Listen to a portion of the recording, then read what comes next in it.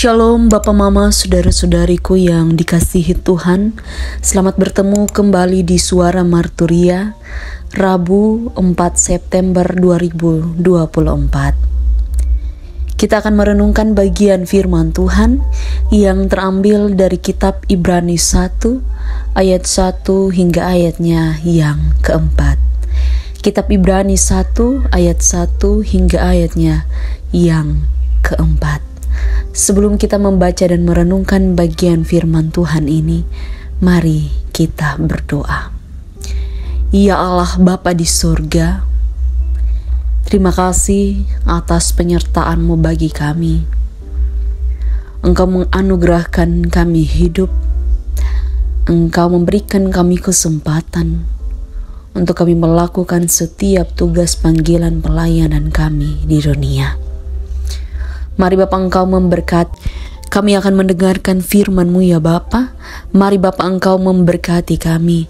Biarlah firman ini menjadi nyata di dalam setiap tugas panggilan pelayanan yang kami lakukan. Di dalam nama Tuhan Yesus, kami sudah berdoa kepada Bapa di sorga. Amin. Kitab Ibrani 1 ayat 1 hingga ayatnya yang keempat. Di bawah perikop, Allah berfirman dengan perantaraan anaknya. Setelah pada zaman dahulu Allah berulang kali dan dalam pelbagai cara berbicara kepada nenek moyang kita dengan perantaraan nabi-nabi. Maka pada zaman akhir ini Ia telah berbicara kepada kita dengan perantaraan anaknya, yang telah Ia tetapkan sebagai yang berhak menerima segala yang ada. Oleh Dia, Allah telah menjadikan alam semesta. Ia adalah cahaya kemuliaan Allah dan gambar wujud Allah, dan menopang segala yang ada dengan firman-Nya yang penuh kekuasaan. Dan setelah Ia selesai mengadakan penyucian dosa, Ia duduk di sebelah kanan yang maha besar, di tempat yang tinggi, jauh lebih tinggi daripada malaikat-malaikat, sama seperti nama yang dikaruniakan kepadanya jauh lebih indah daripada nama mereka. Demikian jauh pembacaan firman Tuhan. Yang dikatakan berbahagia adalah setiap kita yang tidak hanya membaca firman Tuhan, tapi juga yang mau melakukan di dalam kehidupan kita setiap hari. Papa Mama yang dikasihi Tuhan, saudara-saudariku, tema yang menuntun kita di dalam perenungan pada saat ini adalah nama yang paling indah. Tentu dalam hidup ini kita punya yang namanya idola. Kita mengidolakan idola kita dengan masing-masing memiliki nama yang indah. Bahkan ada orang-orang yang memberikan nama kepada anaknya karena mengidolakan sang idola. Karena sang idola punya jejak hidup yang baik, ataupun mungkin sang idola memiliki nama yang indah. Hari ini ketika kita merenungkan bagian ini, surat kepada orang Ibrani, pasal 1 ayat 1 hingga ayat yang keempat. Kita akan melihat bagaimana Yesus itu adalah segala-galanya. Ia gambaran yang sempurna. Karena ketika kita melihat Yesus, kita melihat Allah. Kita mengenal Allah dalam hidup kita.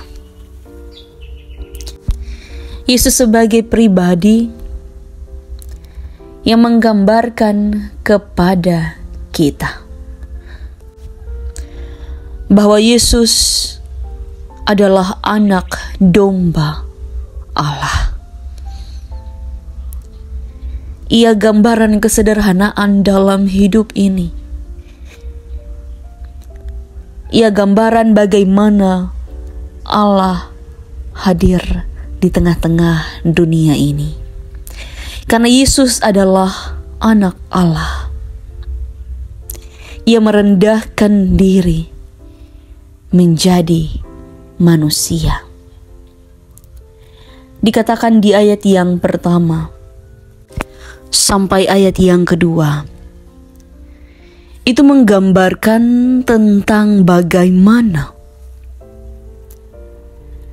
Yesus adalah perantaraan yang telah ditetapkan sebagai yang berhak menerima segala yang ada. Dan karena Yesus ada alam semesta. Yesus adalah Allah itu sendiri. Yesus adalah firman. Dan kita tidak bisa membandingkan Yesus dengan para nabi. Yesus lebih daripada mereka. Dan Allah memakai para nabi sebagai perantaraan untuk bagaimana mereka berbicara di masa lalu, sebelum kedatangan Yesus. Para nabi menyuarakan pertobatan dari dosa itu sendiri, tetapi Yesus, dia menyucikan orang dari dosa.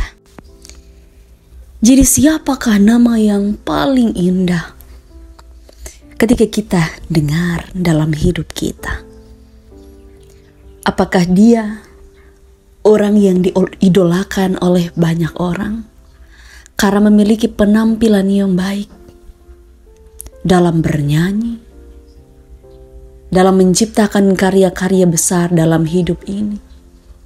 Ataukah dia Yesus yang berkuasa membersihkan kita dari noda dan dosa dalam hidup ini? Dia yang selalu menyertai hidup kita, yang punya otoritas atas hidup kita. Jadi di dalam setiap pergumulan kehidupan bersama, apakah Yesus sudah menjadi yang utama dalam hidup? Sudah menjadi yang paling indah di dalam setiap langkah hidup kita? Ataupun di dalam pekerjaan, biarlah Kristus Yesus saja yang menjadi paling indah. Maka dari itu Bapak Mama Saudara-saudariku, mari kita jadikan Kristus sebagai idola kita, supaya kita mengidolakan idola yang benar-benar datang dengan kasih yang besar dalam hidup ini. Roh Kudus menolong kita semua. Amin. Ya Allah Bapa di sorga, terima kasih atas penyertaan-Mu, bimbingan-Mu dalam hidup kami.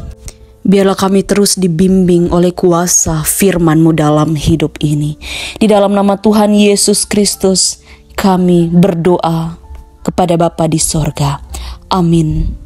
Terima kasih telah mendengarkan suara Marturia. Tuhan Yesus memberkati kita semua. Shalom.